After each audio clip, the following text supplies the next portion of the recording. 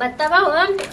हम अलगा होके के ठान ले बनी तो ठानिए ले बानी। हाँ दीदी कहले बाड़ी नो कि मिल के 1 महीना तनी के रहे के बाद ओकरा बाद हम खुद अलगा कर दे हम। हाँ तो यही से अब सोचा तनी नो कि यही से प्यार दिखावो तनी। हाँ बाकी नो ए हमार जान परान केने बाड़ू हो ना तब से रानी सोवतिया कहती बाकी नो का कहीं अलगा होके के बनो यही से इतना प्यार दिखावो तनी। केने बाड़ू जा तनी बनाई मैं पहले उनके के ले जाके ना दीदी के पहले खियाई नीमन से एकदम में। हाँ ताकि हमरा प्यार के जब नीमन से आवेला अभी जान तो नहीं खिजा हम अलगा होके के बाद हम कुछो कर दे हम अगर उनका नो गोड़ो धो के पिए के पड़े न पनिया तो हम वो कर सकत बानी। यही सब छोटा मोटा खाना बनावता नहीं है खाना बना के उनकर मन पसंद हम जानता नहीं मझली दी के मन पसंद का हटिए यही तो वही चीज बनावता नहीं जा तुम सब्जी बना दे पराठा बना दे हम सेवई बना दे हम चलो जल्दी जल्दी सिखाते दादा जो अपने जल्दी जल्दी कैला पे नो उतने देरी लगे खाना बनाएंगे। बताओ यही तो उनका सारा कपड़ा ला ताज खींच दनिया हम क्या होता है खाना बना तुम दीदी। अच्छा मसाला पीसा था ना सोचनी है मछली दिन है अब लड़के भाई बाढ़ बड़ी तो हम ही खाना ना बना दे हम है उनका खातिर खाना उनका कपड़ा लता रहा और कपड़ा सब खींच देनी है हम। ये तो ना तुम मतलब समझदार हो गए बड़ू ना। जानतन दीदी अब देखी मछली दीदी पातर छितर बारी देखे में है अपना काम करे पे थक न जाई हां है ना ये दोस्त देख के नो हमारे आंख में से आंसू आवताते। असन दिए दिमाग पहले ही भगवान देले रहता तो है को लड़ाई और रही ना कुल भाई रही तो। हां ये दीदी अब देखे ना है हम कह रही दीदी से के दीदी कुछ करो टेंशन मत कर अगर गोड़ दुखाई दे हाथ दुखाई शाम के जाई रोरो के तेल लगा दे हम ओहू दीदी के तेल लगा दे हम कपार रोरो के दबा दे ओहू दीदी के दबा चला हम धन हो गए हम खोती नहीं सुधार करे सने का बड़ के हमरा का और का चाहिए मिलजुल कर रहत इतना सही रहिया जे मिलजुल के ना कब भी एक दूसरे से चलना कह छोट बड़ो के कुछ बहिने होली सन कितना गोते नहीं होली सन तो आय दीदी बहिनों से बढ़ के हैं। अब देखिए दीदी सुन ली अब से नरौरा घर के को काम करे के बाद ना वो दीदी कौन काम करी हन सारा काम हम करम ऊपर से नरौरा सबके खाना पानी भी हम ही देब और कपड़ा रौरा नहीं के पीछे के हम खींचब। ठीक बाटे बनाओ जा खा जा मिलजुल के रह जा ठीक नो हम जाते तनी रोपनियन के वाला के देख ली पनी के का करते सन का ना ठीक लड़ाई मत करिए जना रहम तो ना दीदी लड़ाई ना करूं जा हमने प्यार से रम जा खाना तो हम दीदी के नु खाना चम्मच से हम के उनका मुंह में भाई तनी तनी खातड़ी यही तो पत्थर से दरबारी हम के तो मोटा जई हन तबे न दीदी के लागी के प्यार करतै सन। क्या तन जल्दी जल्दी बनाईम आ पहले वही दीदी के खियाईम ओकरा बाद कोनो काम करम है अब तब ओकरा बाद तेल लगा देम उनका के तब बर्तन को धो के तब सूतम और सुबह जल्दी उठ के नु खाना पानी बना दे हम 4 बजे उठ के बना के तब दीदी जगह न तो कहम के पहले मुंह धो के खाना खा लो तबे ओकरा बाद कुछ करी हो।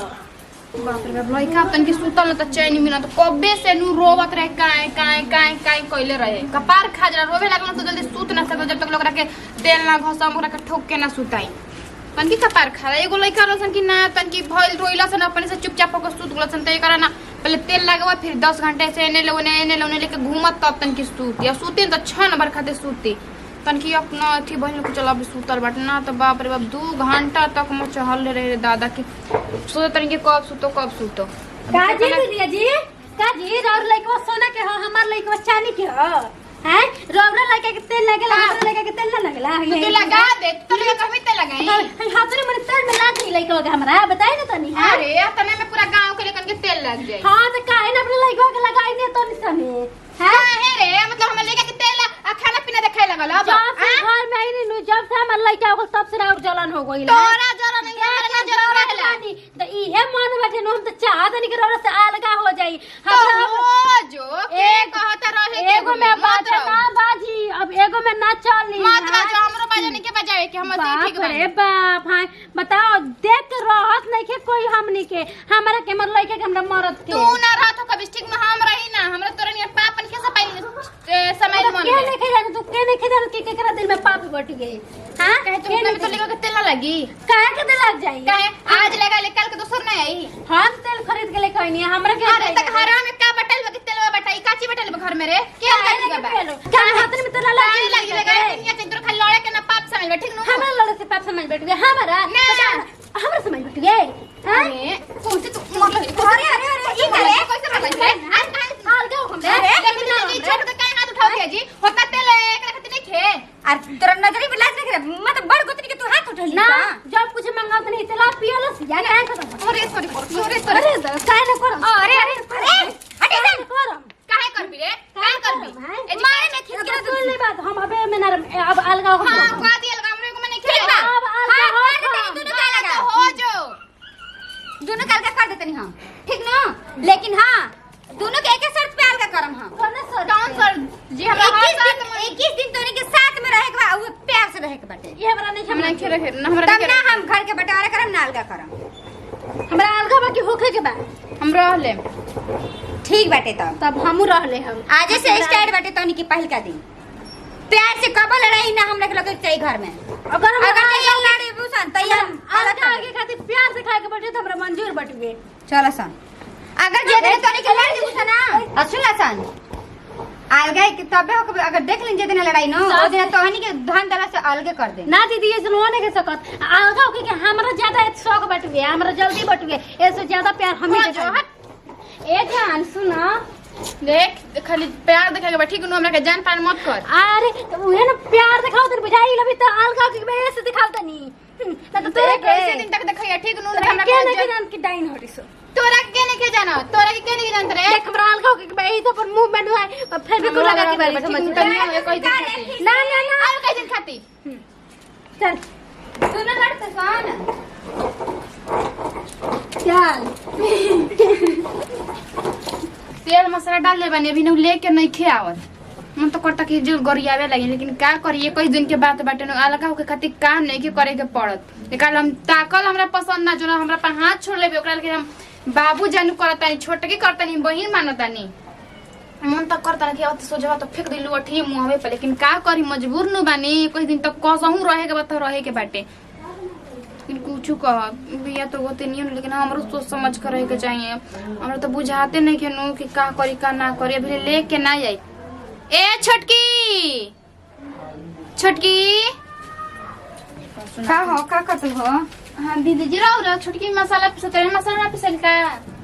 देख जाके पीछे तो हम पीछे दे रहलिए न हां तो हमें कहनी कि जो छोटकी पीस दे हम ये करतानी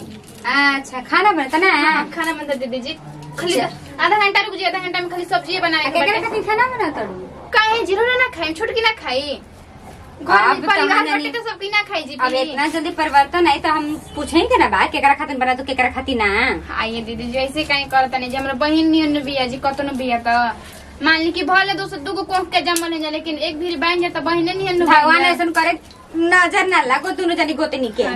ऐसे ही मिलजुल कर रहतो सन तब पाएगा तो हमारा सी करे जब जुड़ाइल रहित एकदम अब हम गंगा जाके नहा ले एकदम गंगा जाके नहाई चाहे कुछ जाके नहाई एकदम हमनी कैसे ही रहल जाई हाँ लड़िया सन मत कबो आ खाना उना बना के तनी अपना भैया जी के जल्दी दे ठीक बा दीजिए दीदी जी को कह दी हाथ मुंह धोए खातिर आधा घंटा में बन जाई ठीक बाटे ठीक आ बाटे। तोहनी को खा ली हसन दोनों खा लेवल जाई हाँ छोटकी हमें के में खा लेवल जाई ठीक बाटे लेकिन कुछ कह पहले जैसे लागत रहे ना कि अब अवसर नहीं के छोटकी मतलब पहले लड़त उड़त रहे लेकिन अब नहीं कि लागत ना कि यही उड़े में रहे के चाहताटे काहे कि बहिने नियन बिया हो अपने नु भी मानो तनी के दुगो कोख के जाम लिया तका हमरा तो मन नहीं करता कि अब काला मालगा हो कि इतना अब लागत अटे ना कि हमारा अपन बहन से भी ज्यादा बढ़ के बिया हो हमरा खाती आ उसन बोलतो भी अनु जाते हैं देखिए मसाला पिसलस के ना पिसलस चला भाई किस दिन एहनी के पूरा हो गल अब दोनों के बोला के आ कह दे तनी के एहनी के अलगा कर दे तनी छोटकी ए मजिल की अब एहनियो के जी में शांति मिलल होई अरे कहां बसन रे भूषण हां दीदी जी अब एने ते हूं का दीदी जी अभी नहीं का अब तोनी के नाटक करे के जरूरत नहीं के 21 दिन तोनी के पूरा हो गल ठीक नु अच्छा सन तोनी के बंटवारा करके अलगा कर दी कैसा नाटक कैसा नाटक अरे तोनी के कल रही नु कि 21 दिन तक तोनी के साथे में रह के बहु प्यार से दीदी जी हमनी के प्यारे से तो बानी जा हाँ तो अब तोहनी के ना मन रहा ती घरे राजा मंदिर रहा हमनी के अलगा कल जी अब 21 दिन पूरा हो तो तोनी के अलगा कर दे तनी हम ना हमने के दूर ना घूम जा छोटकी दीदी जी ऐसे रो कैसे कह सकी ना तोनी के मन नहीं क्या अलगा होके के हां उतमनी के मुंह से निकल गुरे हमनी खतो बस अपन बहन लेखा में बन जा दीदी जी हम के कहीं में हम जा हम जुदा ना तोनी के अलगा कर दीदी जी देखिए ऐसे मत करिए हम फिर लड़ाई कर लगे बुसन बाबू से अलगा होके जता का करा दीदी हमनी के जुदा होके ना रह पाई दीदी जी हमार बहन से बढ़ के भी है भले कुछ नहीं होता का लड़ाई ना कब करबू जतब दीदी जी ना कबो ना छुटकी वादा करना वादा दीदी जी ना कर हम ये से चाहत रहने ये से तोनी के एक 21 महीने का मोहलत देले रहन ताकि तोनी के एक मिल के रहसन दीदी जी अगर औरनी गोतनी हर परिवार में होकी ना तो परिवार कब टूटे ना करे दीदी कबो भी लड़ाई नु लड़ाई से ना घर परिवार के अथी सुलझेला समझलू सा लड़ाई कबो कबो दिमाग से काम लेके पड़ला इसे हम तोनी के ना चाहत रहन हम घर परिवार एकदम अलगा होके चाहे टूटो इसे तोनी के 21 महीने का मोहलत देनी है 21 महीना दीदी 21 दिन के हां 21 दिन के